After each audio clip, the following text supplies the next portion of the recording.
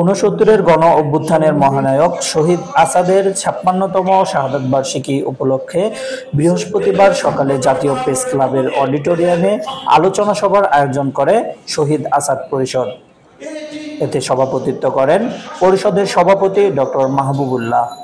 আলোচনা সভায় বিএনপি মহাসচিব মির্জা ফখরুল ইসলাম আলমগীর বলেন, অন্তর্বর্তীকালীন সরকার কিছু বিষয়ে নিরপেক্ষ ভূমিকা পালন করতে পারছে না।